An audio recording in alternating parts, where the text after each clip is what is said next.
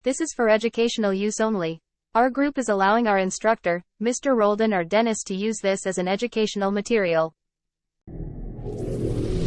Globalization theories.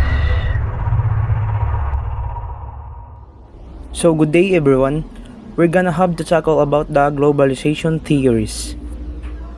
And here are the Group 1 members: Engine Cadet Astronomo Macario Jr., Engine Cadet Nogid Edward Joseph, Engine Cadet Aliman Alvin James, Engine Cadet Gonzales Jeffrey, Engine Cadet Racho Jobert Lee, Engine Cadet Lakay Jorich, and Engine Cadet De La Rosa Marfiel. So for our learning objectives, offers a comprehensive and critical introduction to the concept of globalization. Explain carefully the central themes as driving forces of globalization. Number 1, capitalism. Second is the governance. Third is the culture. And fourth is the history. Present the theory of globalization. 1. Theory of liberalism. 2. Theory of political realism. 3. Theory of Marxism. 4th. Theory of contractivism. 5th, theory of postmodernism. 6th, theory of feminism. 7th, theory of transformationalism. 8th, theory of eclecticism. Attributes of globalization.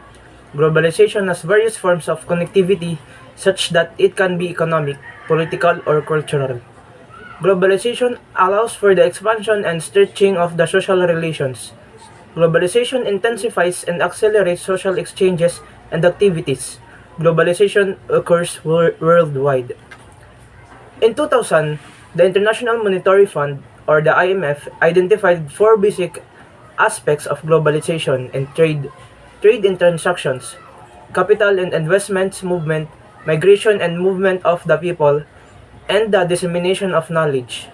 Globalizing processes affect and are affected by business and work organization, economics, socio-cultural resources, and the natural environment. Academic literature commonly divides globalization into 3 major areas: economic globalization, cultural globalization, and political globalization. Other scholars. Globalization is a multidimensional group of social procedures that build, accelerate, elaborate, and intensity of worldwide interactions, while at the same time returning in the people, increasing consciousness of deepening linkage between the local and far off. Globalization is a phenomenon. Here's the concerning globalization: interconnectedness, commonness, or share in cultural, economic, religious, and or political attributes. Globalization is phenomenon. Its impact may differ from time to time, but it always brings the economic, political, social, and cultural aspect of society to the global level. Simultaneously, it is continuous to demonstrate new traits on almost daily basis and is constantly exposed to the new events. Globality, a future social condition characterized by thick economic, political, and cultural interconnections and global flaws that make currently existing political borders and economic barriers irrelevant. From the term globality, primarily refers to a social condition, potentially the endpoint of globalization, whereby individual and collective consciousness is focused increasingly of the global level and away from the national level. Capitalism as driving force of globalization. So, capitalism is often thought of as an economic system in which private actors own and control property in accord with their interest. Demand and supply freely sets prices in market in a way that can serve the best interest of society. So, essential feature of capitalism is the motive to make profit. Governance as driving force of globalization. In rapidly globalizing world is virtually everything is in flow. information, trade, finance, and people. Good global governance can serve as a beacon that helps us negotiate these rapids of contemporary human interactions. Global governance is a continuous process of balancing different interests and initiating cooperative action. The basis is the coordination of national policies and identification of shared norms and rules. Culture as a driving force of globalization. Globalization of culture contributes to the exchange of cultural values of different countries. The convergence of traditions for cultural globalization characterized convergence of business and consumer culture between the different countries of the world, and growth of international communication. For example, migration, food, culture, and symbolic changes. This has added to the process of commodity exchange and colonization, which have a lot longer history of carrying cultural meaning around the globe. The circulation of cultures enables individuals to partake in extended social relations that cross national and regional borders. The creation of expansion of such social relations is not merely observed on material level. Cultural globalization involves the formation of shared norms and knowledge which people associate their individual and collective cultural identities.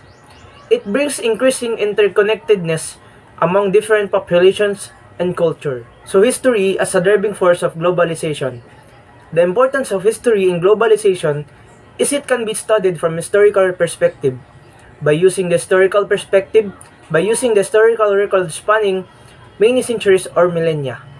A historical analysis of globalization, its origins, growth, and implications can provide a more comprehensive look and better understanding of the concept on and discussion surrounding globalization. While globalization is often referred to as contemporary or modern phenomenon, globalization can be studied from a historical perspective. By using the historical record spanning many centuries or millennia, given the increasing amount of literature on globalization and its numerous interpretations, many scholars agree that presently it is even more important to understand the historical context of globalization. Much of the literature provided discusses how the global economy of the 21st century is built upon the foundation and expansion of world commerce and trade established many centuries ago. So let me present to you the 8 theories of globalization. First is the theory of liberalism. Second is the theory of political realism. Third is the theory of Marxism. Fourth is the theory of constructivism. Fifth is the theory of postmodernism. Sixth is the theory of feminism. Seventh is the theory of transforma nationalism. Eighth is the theory of eclecticism. So for the theory of liberalism, liberalism is a political and moral philosophy based on the rights of the individual, liberty, consent of the governed, and equality before the law. So liberalization helps in the growth of globalization by relaxing the rules and regulations for performing trade between countries. It allows more freedom and exposure to the countries and thereby promotes the development of the trade, technology, and improving foreign investment. Liberalism and reason. Liberals have a positive view of human nature. Liberals believe in the power of human reason and believe that rational principles can be applied to international relations. Of course, people are self-interested and competitive up to a point, but they have also share many interests in common, and cooperative social action is therefore possible. This is true both domestically and internationally. Conflict and war are not inevitable. Human reason can triumph over human fear and lust for power. Economic liberalization is generally thought as a beneficial and desirable process of developing countries. The underlying goal of economic liberalization is to have unrestricted capital flowing into and out of the country, boosting economic growth and efficiency. Good everyone, I'm Kating Gonzalez Jeffrey. My topic is theory of political realism. So, what is political realism?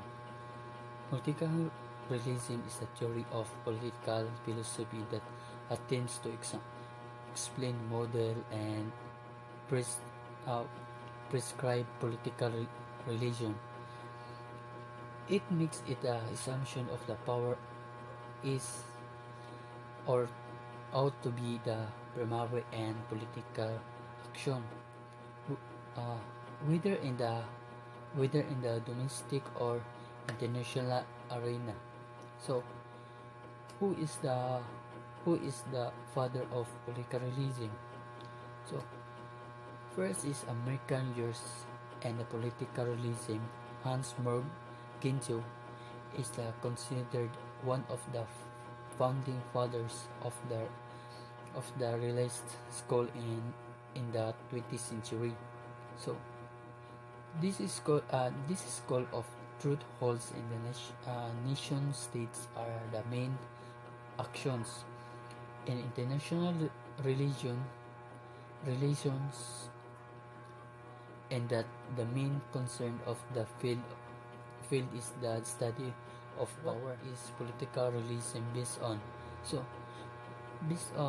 political realism is a theory of political philosophy that attempts to example, model and prescribe political religions, and it takes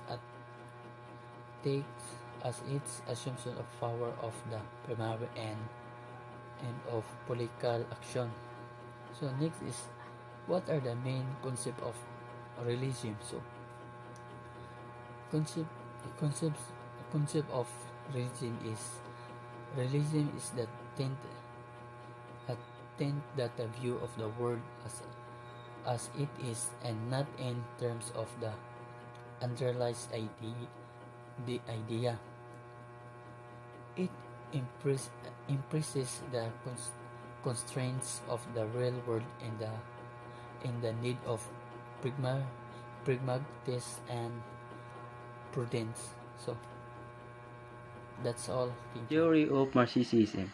Marxism is a social, political, and economic philosophy named after the 19th century German philosopher and economist Karl Marx. His work examines the historical effects of capitalism on labor, productivity, and economic development, and argues that a worker revolution is needed to replace capitalism with a communist system. Also, Marxism posits that the struggle between social classes, specifically between the bourgeoisie or capitalists and the proletariat or workers, defines economic relations in the capitalist economy and will lead inevitably to a communist revolution. Theory of constructivism in terms of globalization.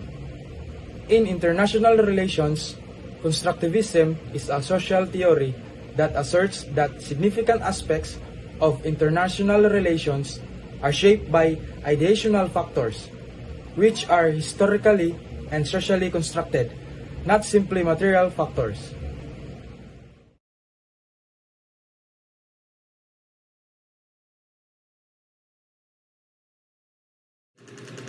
The theory of postmodernism. Postmodernism relies on critical theory which considers the effect of ideology, society, and history on culture. Postmodernism is a critical theory commonly criticized universalist idea of objects, reality, morality, truth, human nature, reason, language, and social progress. So, the examples of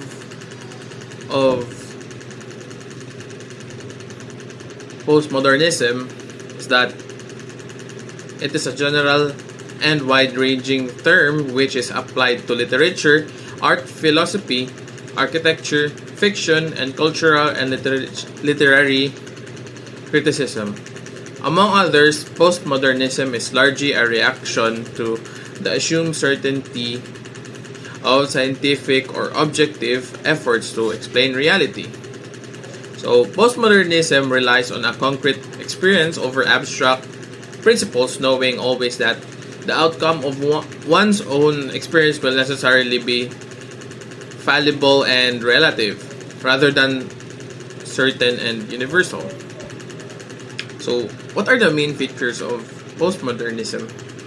Its main characteristic is anti-authoritarianism, or refusal to recognize the authority of any single style of definition of what art should be, and the collapsing of the distinction between high culture and mass and popular culture, and between art and everyday life.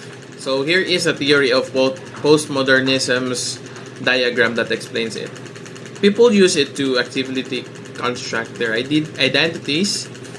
So there is a sense of playfulness and unpredictability about how people do this.